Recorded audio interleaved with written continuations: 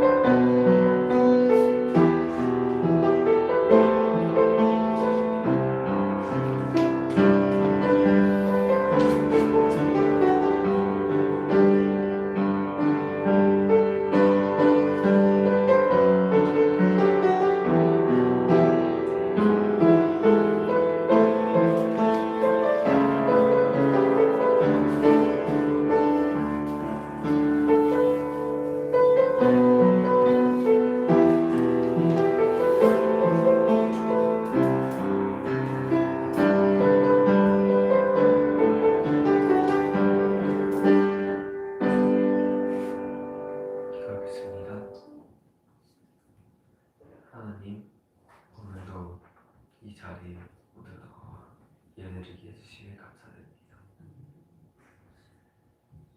오늘 유전 사모님께서 지극히 작은 자보다 더 작은 자에게 하는 말씀으로 선포해 주실 텐데 너무나도 약하고 너무나도 작아서 정말 세상 속에서 정말 찾기도 힘든 그런 우리에게 이 구원의 복음을 허락하신 하나님의 은혜를 감사할 수 있는 한 주가 될 수 있도록 해주세요. 예수 그리스도의 이름으로 기도합니다.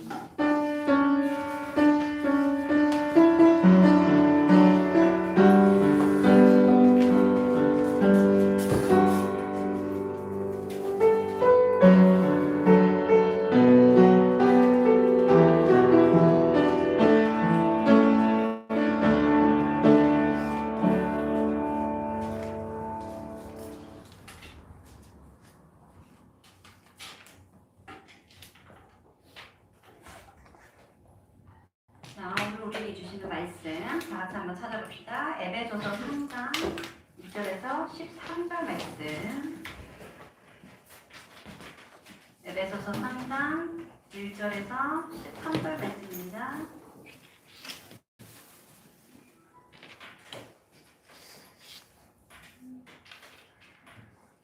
자, 한 절씩 교독할게요. 이러므로 그리스도 예수의 일로 너희 이방인을 위하여 갇힌 자 된 나 바울이 말하거니와 너희를 위하여 내게 주신 하나님의 그 은혜의 경륜을 내가 그것을 더이라. 곧 계시로 내게 비밀을 알게 하신 것은 내가 먼저 간단히 기록함과 같으니 그것을 읽으면 내가 그리스도의 비밀을 깨달은 것을 너희가 알 수 있으리라. 이제 그의 거룩한 사도들과 선지자들에게 성령으로 나타나신 것 같이 다른 세대에서는 하나님의 아들들에게 알리지 아니하셨으니 이는 이방인들이 복음으로 말미암아 그리스도 예수 안에서 함께 상속자가 되고 함께 지체가 되고 함께 약속에 참여하는 자가 되며 이 복음을 위하여 그의 능력이 역사하시는 대로 내게 주신 하나님의 은혜의 선물을 따라 내가 일꾼이 되었노라. 보통 상도 중에 지극히 작은 자보다 더 작은 나에게 미리 은혜를 주신 것은 증명할 수 없는 그리스도의 풍성함을 이방인에게 전하게 하시고 영원부터 만물을 창조하신 하나님 속에 감추어졌던 비밀의 경륜이 어떠한 것을 드러내게 하려 하심이라. 이제 교회로 말미암아 하늘에 있는 통치자들과 권세들에게 하나님의 각종 지혜를 알게 하려 하시니 곧 영원부터 우리 주 그리스도 예수 안에서 예정하신 뜻대로 하신 것이라. 우리가 그 안에서 그를 믿음으로 말미암아 감당과 신을 가지고 하나님께 나아감을 얻느니라.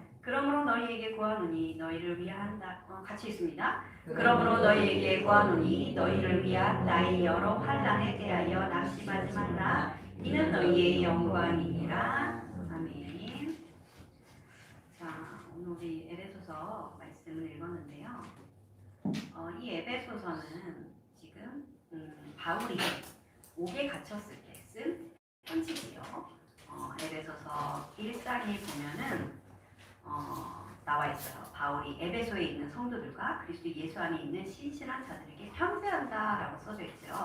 그리고 에베소서 6장 마지막에 보면은 뭐라고 하냐면 21절이죠. 나의 사정 곧 내가 무엇을 하는지 너희에게도 알리려 하노니 사랑을 받은 형제여 주 안에서 진실한 일꾼이 두기보가 모든 일을 너희에게 알리리라 하고 있어요. 그렇죠?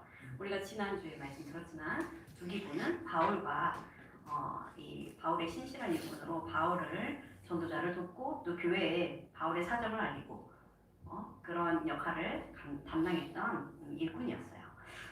이 에베소서는 이렇게 바울의 편지로 작성이 되어서 지금 우리에게까지 읽혀지고 있는 거예요. 바울은 감옥에 있는 중에도 이렇게 사역하는 것을 쉬지 않았던 거죠. 지금처럼 메일을 보내거나 간단하게 페북에 자신의 소식을 알리거나 이러면 모두가 볼 수 있겠지만 지금 이때는 어때요? 사람이 직접 전달해야지 편지를 주고받을 수가 있었어요.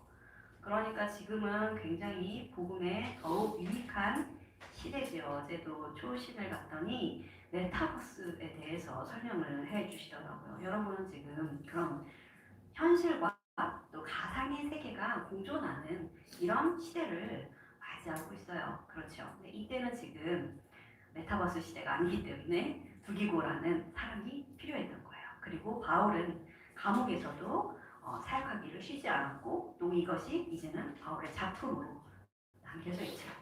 자, 오늘 제목은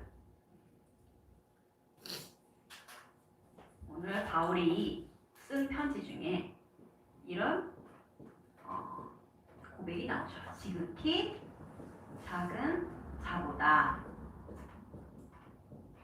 더 작은 나에게.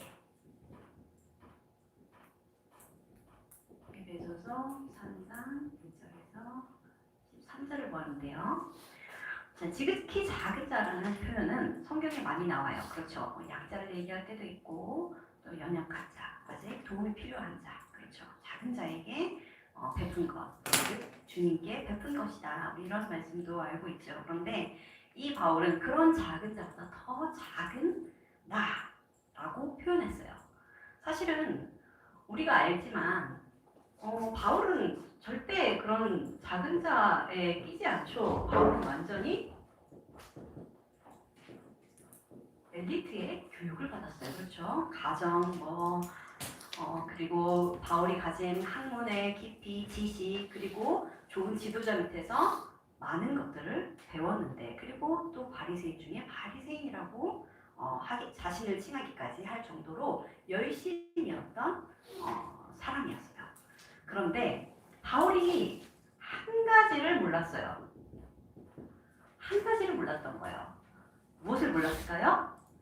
바로 예수님이 그리스도이심을 몰랐어요. 그러니까 이 틀린 믿음을 가지고 무엇을 했습니까? 틀린 열심을 낸 거예요. 그래서 스데반의 이 죽음이 너무 당연했던 거예요. 바울에게는. 아, 저 사람은 이단, 예수를 믿는 사람이었구나. 저 사람은 죽어야 마땅해. 그래서 사람들이 그 바울의 발 앞에 스데반의 옷을 떴다 그랬어요. 그만큼 바울은 그 많은 사람들에게 영향력이 있었던 거예요. 어떤 사람으로? 예수 믿는 자를 핍박하는 사람으로 이미 명성이 자자했던 사람이죠. 바울은 이 일에 굉장히 열심이었어요. 왜냐하면 너무 틀린 일이니까, 너무 사람들의 믿음이 잘못되어 있으니까 나는 이 모든 이단을 척결해야지. 이 사명을 가지고 다메섹으로 향하던 도중에 예수님을 만나죠. 예수님의 음성을 들었어요. 예수님이 바울을 부르시는 거예요. 그때는 바울이 아니라 사울이었지요. 그래서 사울아 사울아 왜 네가 나를 핍박하느냐.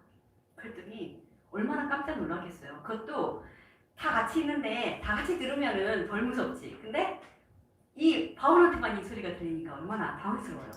그러니까 바울이 이게 이제 자신의 믿음과 자신이 지나왔던 모든 이 복음의 내용들을 다시 한번 점검하는 기회가 되었어요. 예수님을 만나서 예수님께서 이제는 바울에게 새로운 사명을 허락하시는 겁니다. 그래서 바울은 사실은 이제 그때 예수님 만나면서 눈이 멀고 아나니아라는 사람의 사람을 만나게 되죠. 그러니까 아나니아도 하나님께 말합니다. 뭐라고 하냐면 그 사람은 우리를 핍박하던 자인데요 라고 얘기해요.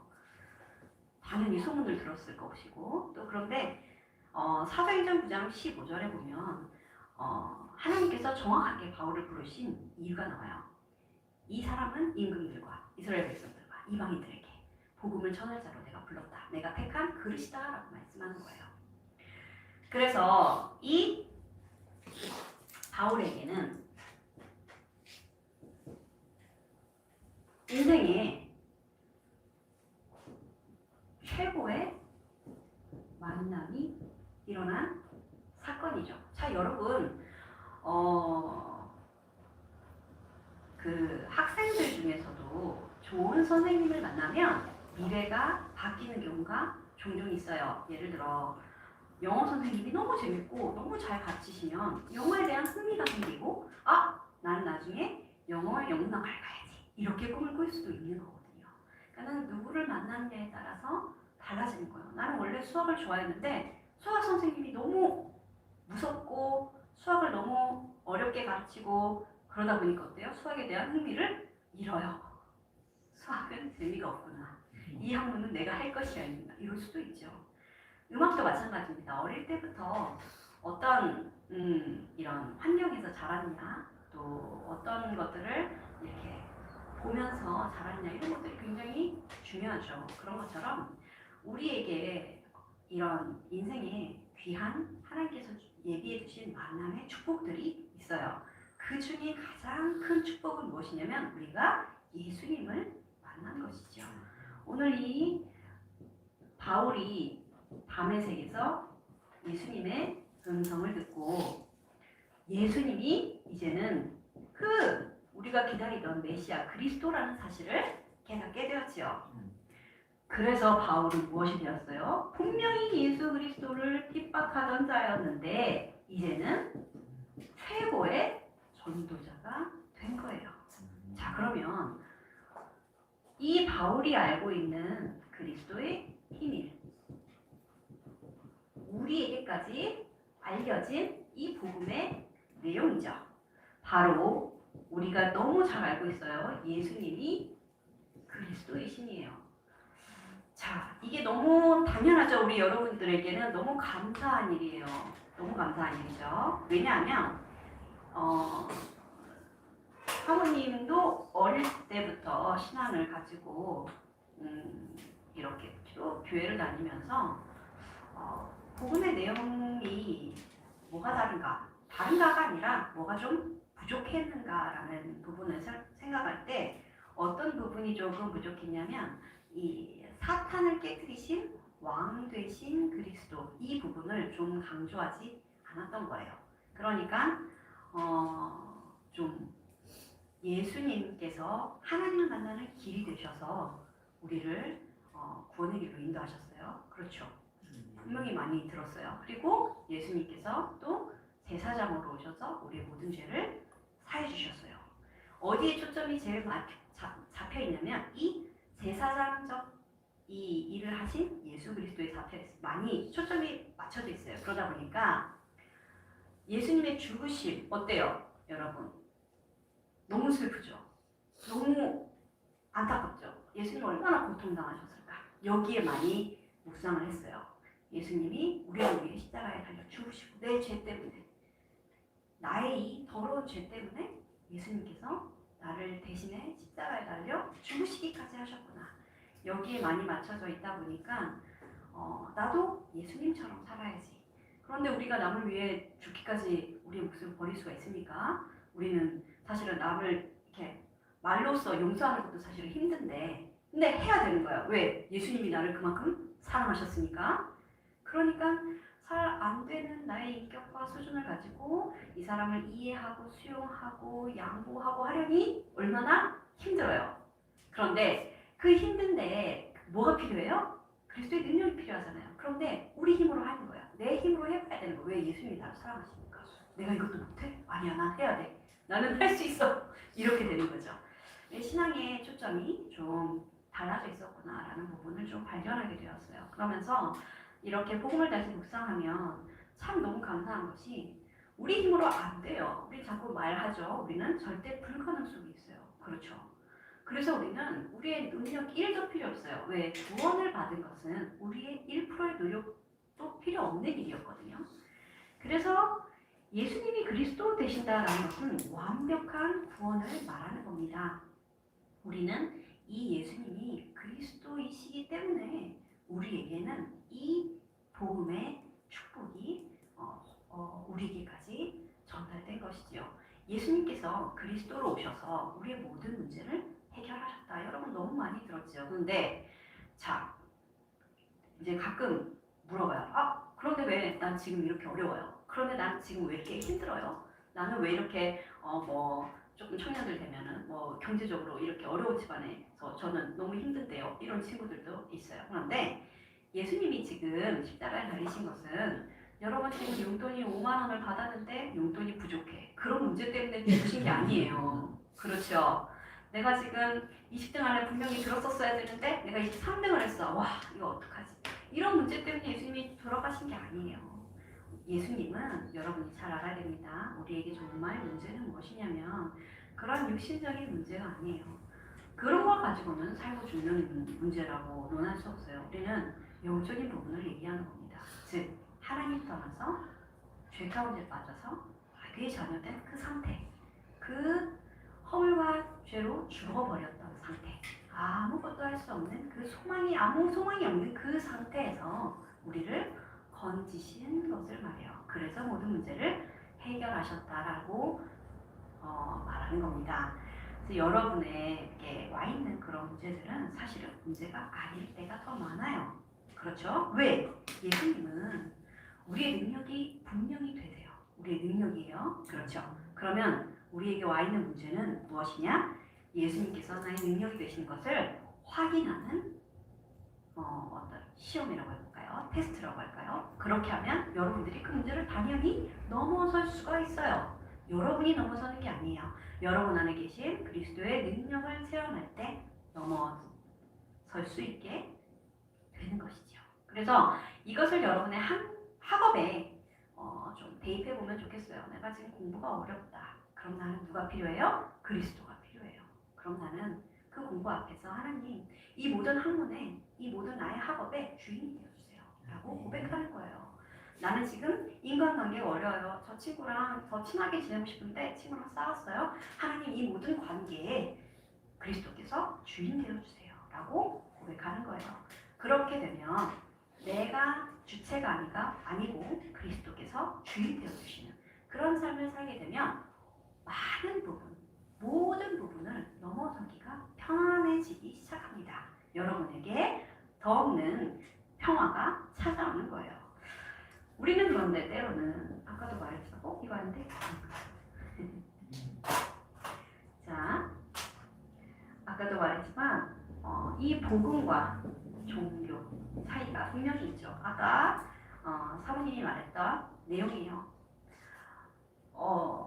종교는 무엇을 합니까? 나의 노력 필요해요. 내가 노력해야 돼요. 내가 열심히 힘을 내야 돼요. 내가 교회를 열심히 다녀야 돼요. 내가 열심히 돈을 벌어서 헌금해야 돼요. 내가 열심히 교회를 위해서 봉사해야 돼요. 그렇죠? 열심히 절에 가야 돼요. 열심히 빌어야 돼요. 열심히 이 묵주기도 이거 해야 되는 거예요. 하라는 뭐라고 해야 될까? 기도문이 있어요. 주문처럼 그걸 해야 되는 거예요.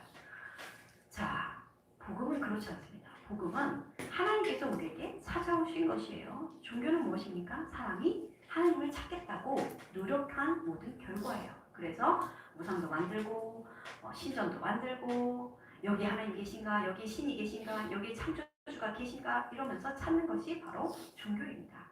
그래서 복음과 종교를 여러분 조금 구별할 수 있어야 되겠죠. 우리는 어디에 열심을 내야 되냐? 예수가 그리스도라는 사실을 믿는 믿음에 열심을 내야 되겠죠. 하나님의 은혜를 받는 것에 열심을 내야 돼요. 예배 시간에 말씀을 듣는 것에 열심을 내야 되겠죠. 어떤 행위가 사람들에게 보여지는 행위에 맞춰진 것이 아니라 하나님 앞에 서는 부분에 나를 맞추면 돼요. 거기에 나를 열심을 내면 됩니다. 하나님께서 어떤 일을 할 때 기뻐하실까? 이거에 열심을 내면 돼요. 그렇죠? 그러면은 우리가 어디에 확인이 되냐? 말씀, 기도, 전도에 초점을 맞추게 되죠. 그렇게 되면 하나님은 우리를 부르시고 반드시 은혜의 자리로 인도하시는데 이 은혜를 받는데 열심을 내면 되는 거예요. 이게 당연히 하나님의 자녀에게 주어진 최고의 축복이죠. 자, 그래서 바울의 고백을 보면 바울은 말하고 있어요. 뭐라고 합니까? 자신은 복음을 위하여 일꾼이 되었다라고 말하죠. 우리는 이미 우리에게도 하나님은 소명을 주셨어요. 여러분 태어난 이유가 뭐예요? 뭐 때문에 태어났어요? 여러분? 뭐 때문에 태어났습니까? 자, 왜 태어났습니까 여러분? 왜 태어났죠? 세계복음을 위해서 그렇죠? 잊어버렸어요? 자, 바울은 말하고 있어요. 7절이죠. 이 복음을 위하여 그의 능력이 역사하시는 대로 내게 주신 하나님의 은혜의 선물을 따라 내가 일꾼이 되었노라. 무엇을 위하여? 복음을 위하여. 우리의 삶도 여기에 맞춰져 있어야 돼요. 내가 왜 태어났어요? 복음을 위해서. 내가 왜 공부해요? 복음을 위해서. 내가 왜 먹습니까? 복음을 위해서. 그렇죠. 자, 그러면서 분명히 바울은 많은 이 기적을 해냈고 많은 역사가 일어났죠. 바울을 통해서 많은 제자들이 세워지고 지역마다 교회가 세워지고 일꾼들이 세워졌어요. 그럼 바울의 어깨가 조금 올라갈 수도 있겠지요. 그런데 바울은 오늘 제목처럼 작은 자 중에 더 작은 나라고 고백하고 있어요. 이렇게 바울이 겸손할 수밖에 없는 이유는 바울이 자신이 했다고 생각하지 않는 거예요. 하나님께서 역사하신 게 너무 당연하기 때문에 겸손할 수 있는 겁니다. 우리에게 하나님께서 주시는 복음의 능력은 바로 우리 자신이 드러나는 역사가 아니에요. 하나님이 드러나시는 것이지요. 자, 그래서 바울은 정확하게 자신이 무엇 때문에 하나님의 부르심을 받았는지 알고 있었어요. 우리 아까도 말했지만 사도행전 9장 15절을 한번 읽어봅시다. 사도행전 9장 15절 찾아볼까요?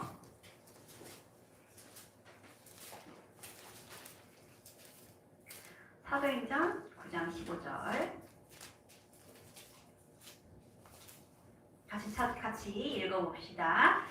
주께서 이르시되 가라. 이 사람은 내 이름을 이방인과 임금들과 이스라엘 자손들에게 전하기 위하여 택한 나의 그릇이라. 아멘.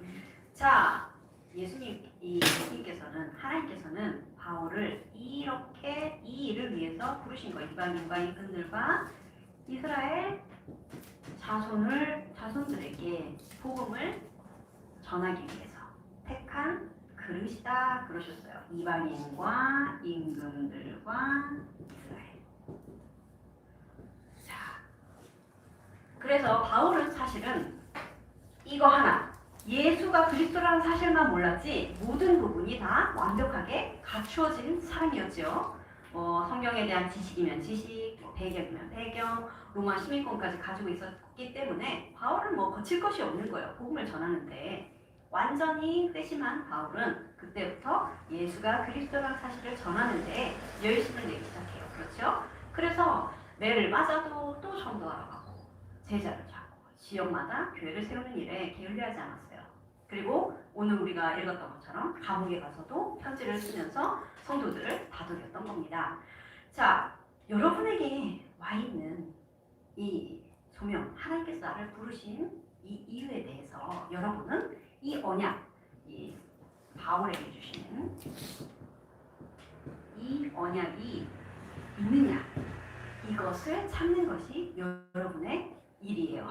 그렇죠? 여러분은 반드시 하나님께서 나에게 주신 세계복음화의 언약을 붙잡아야 되는 것이죠. 자, 말씀을 통해서 우리가 조금 확인할 것이 있다면 아까 우리 회장 사무엘이 기도했던 것처럼 이 구원의 축복을 날마다 누리고 그것이 얼마나 감사한지 확인해 봐야 돼요. 여러분, 만약 지금 전쟁이 일어나는 걸 여러분 알고 있죠? 지금 저 지구 다른 쪽은 전쟁 중이에요. 지금 우리가 그곳에 없는 것만으로도 너무 감사한 일이에요. 그렇죠? 여러분이 만약에 이스라엘에서 태어났다면 지금 굉장히 어렵습니다. 더 나아서 팔레스타인에서 태어났다. 그럼 지금 여러분의 목숨은 안전하지 못해요. 그렇죠? 근데 우리가 지금 한국에 태어나서 감사하게도 이렇게 복음을 듣는 교회에 나와 이 시간에 예배를 드릴 수 있다는 것 자체가 너무 감사한 일이에요. 자, 그래서 하나님께서 나를 구원하신 것, 이것을 조금 실천해 보면 좋겠어요. 감사할 일이 없을 때 감사하는 것이 복음의 능력입니다. 아무 감사할 게 없어. 그런데 감사해요. 그게 능력이에요. 참 어렵죠. 친구랑 싸웠어요. 하나도 감사할 게 없죠. 원망스럽죠. 그런데 그 가운데서도 감사거리를 찾아야 되는 거예요.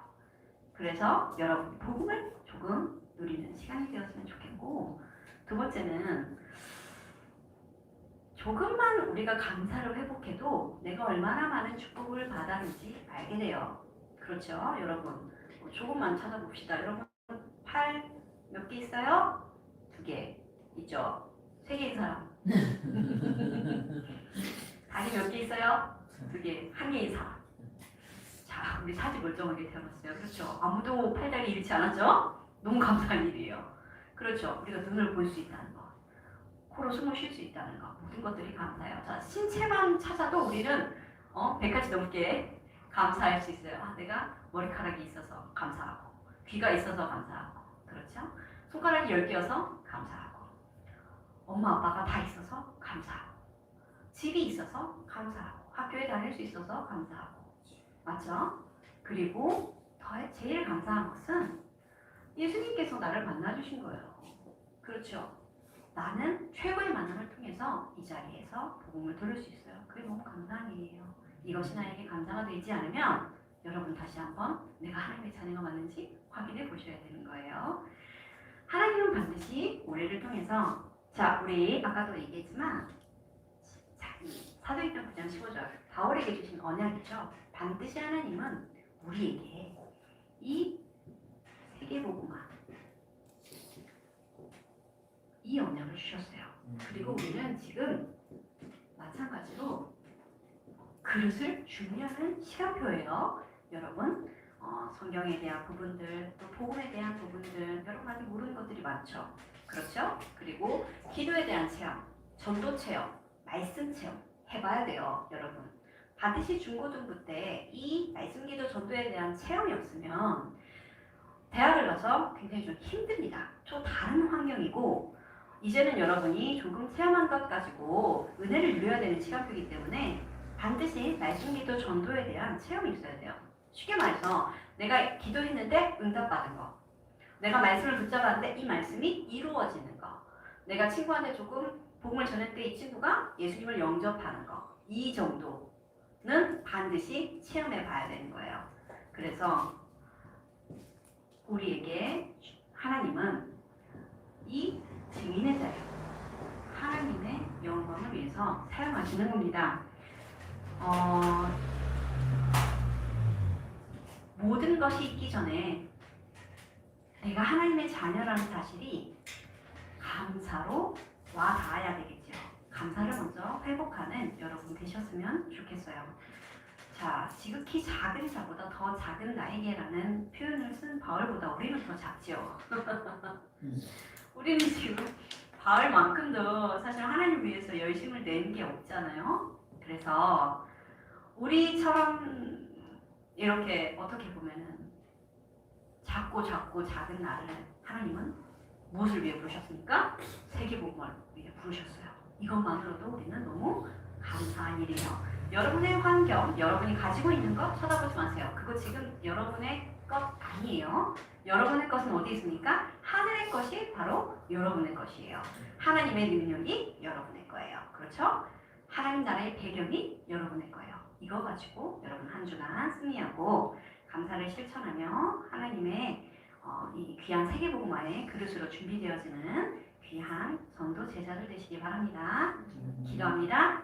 하나님 감사합니다. 우리에게까지 복음을 알게 하시고 그리스도의 비밀을 알게 하심을 감사합니다. 하나님, 예수가 그리스도라는 사실을 한 주간 깊이 묵상하게 하시며 바울의 고백처럼 작은 자보다 더 작은 우리를 부르셔서 우리에게 이 사명을 감당하게 하시니 얼마나 감사한 일인지 확인하게 하여 주옵소서. 하나님, 하나님의 자녀로 이 땅을 살아갈 때 이 땅에 필요한 것이 무엇인지 보게 하시고 이 땅에 정말로 복음이 전파되는 하나님의 소원을 이루는 귀한 제자들로 세워질 수 있도록 축복하여 주옵소서. 지금 지구 반대쪽은 전쟁 중에 있습니다. 하나님, 이 어려운 상황 속에서 우리는 더욱 우리의 믿음을 다지게 하시고 그리스도의 능력을 한 주간 더욱 깊이 묵상하는 우리 렘넌트들 되게 하여 주옵소서. 예수 그리스도의 이름으로 기도합니다. 아멘. 우리 나는 예배합니다. 찬양하시면서 준비하신 예물 하나님께 드립니다.